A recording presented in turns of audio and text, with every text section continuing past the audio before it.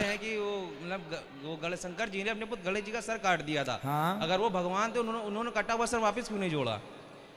भाई उन्होंने कटा हुआ सर इसलिए नहीं जोड़ा क्योंकि आगे लीला करनी थी। आगे लीला यह रचनी थी कि उनको हाथी का सिर जोड़ना था ताकि वो ये बता सकें आज के मेडिकल साइंस को कि देखो जिस टेक्नोलॉजी पर आप काम कर रहे हैं, जिस पर ये सब बैठे रहो, सब बैठ जाइए, जिस पर आप काम कर रहे हैं उस पर हमारे ऋषि मुनियों ने पहले ही भगवान शंकर जी ने काम कर दिया है।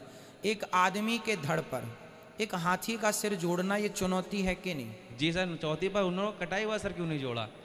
कटा हुआ सर इसलिए नहीं जोड़ा क्योंकि उस समय शंकर जी ने ये कहा कि जो माँ अपने बच्चे की तरफ पीठ करके सो रही है, पाँव करके सो रही है, उसका ही सिर चाहिए। तो वो लीला थी भगवान की। भगवान है कर्तुम अकर्तुम अन्यथा कर्तुम सर्व सामर्थ्य, भगवान कुछ भी कर सकते हैं। तो समाज को वो ये भी करके दिखा दिए जो नहीं हो सकता, आश्चर्य है, असंभव है, वो शंकर जी ने कर दिखाया। इसलिए हाथी का सिर ले आके जोड़ दिए। पर सर ये लीला तो हम लोग जानते हैं ना, उनको थोड़ी ना मालूम। नहीं, इसका दूसरा कारण यह है जी, इसका दूसरा कारण यह है कि ब्रह्म वैवर्त पुराण के अनुसार, ब्रह्म वैवर्त पुराण के अनुसार गणेश जी का सिर शनि की दृष्टि पड़ते ही जलकर भस्म हो गया था। किसकी दृष्टि पड़ते ही? शनि की दृष्टि पड़ते ही जल करके भस्म हो गया था। तो वो सिर भस्म हो गया, इसलिए बोले कि अब सिर भस्म हो गया तो उसे भस्म हो जाने दो, अब हाथी का सिर जोड़ देते हैं। पर सर वो भगवान थे, नया सिर बना के लगा देते हैं। भाई नया सिर देखो, आपका नया सिर बना दिया कि नहीं माँ के पेट में? भगवान तो सब बना सकते हैं, पर लीला करनी थी बेटा, एक कार्य करना था। एक कार्य ऐसा करना पड़ता है ना जिससे समाज को प्रेरणा मिले आपको कुछ करने की। भगवान को तो जरूरत ही नहीं थी फिर कुछ करने की। एक वो हम बहुत श्यामा, एक से बहुत हो गए।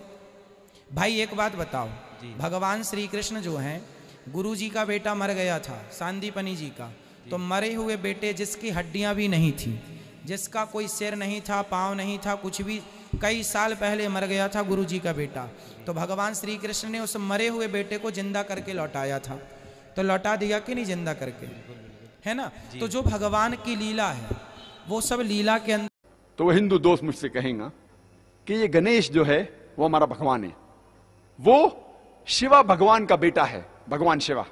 और ये उनकी किताबों में लिखा हुआ है कि गणेश भगवान शिवा भगवान का बेटा है। और एक दिन जब भगवान शिवा अपने घर के बाहर निकलते हैं, उनकी बीवी पार्वती अपने जिस्म से मेल निकालती है और एक बेटा बनाती है, और वो कहती है उस बेटे से कि घर के चौखट पे खड़े रहो, घर के दरवाजे के बाहर खड़े रहो और किसी को भी घर में आने मत देना, मैं आराम फरमा रही हूं। तो उसका बेटा घर के बाहर जाता है और दरवाजे पे खड़े हो जाता है। कुछ देर बाद भगवान शिवा वापस अपने घर पे लौटते हैं, और जब घर में दाखिल होने जाते हैं उस वक्त उनका बेटा उन्हें रोक देता है और कहता है, आप इस घर में नहीं जा सकते, आप दाखिल नहीं हो सकते, क्योंकि मेरी मां आराम फरमा रही है। शिवा तेज में आके अपने बेटे की गर्दन उड़ा देते। तो मैं कहूंगा मेरे हिंदू दोस्त से, आपका भगवान अपने बेटे को नहीं पहचान सका, कल जब मैं मुश्किल में रहूंगा तो मुझे कैसा पहचानेंगे? और ये हिंदू दोस्त आपसे कहेंगे, आपको कहने की जरूरत नहीं।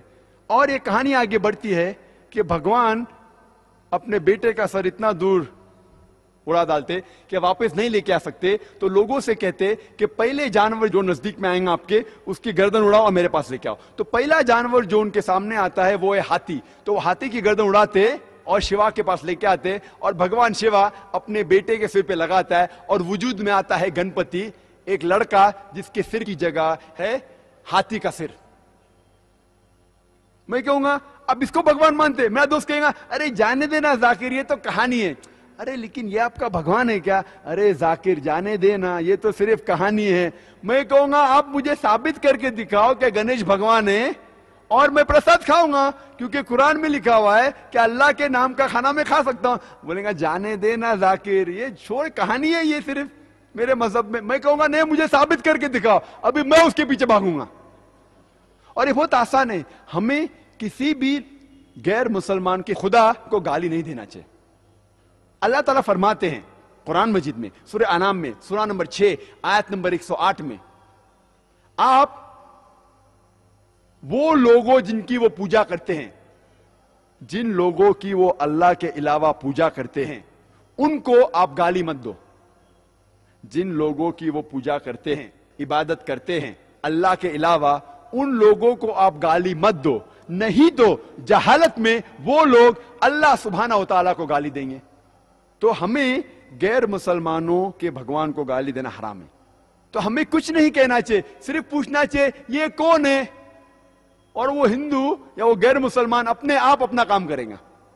आपको उन्हें बुरा भला नहीं कहना चाहिए, इस्लाम में इजाजत नहीं है। लेकिन ये तो पूछ सकते कौन है ये, आपका गणेश कौन है, आपका भगवान कौन है। मुंह तो खोलो, हम मुंह खोलने से डरते हैं। और मैं जिस शहर में से आ रहा हूं, बंबई, आपको शायद पता होगा उसकी फिजा कैसी है, पर अल्हम्दुलिल्लाह सुम्मा अल्हम्दुलिल्लाह, ये गैर मुसलमान मेरी और इज्जत करते हैं। ये गैर मुसलमान जब मैं जाता हूं मेरी और इज्जत करते हैं। जब मैं जाऊंगा एयरपोर्ट के थ्रू, देखिए ओ जाकिर साहब आए, वो इमीडिएटली ग्रीन चैनल के थ्रू जाने देंगे। जब मैं जाता हूं दुकान में डिस्काउंट देते, कुछ लोग फ्री भी देते। अल्लाह की बात करने से किससे डरना, हक की बात करने से क्यों डरना।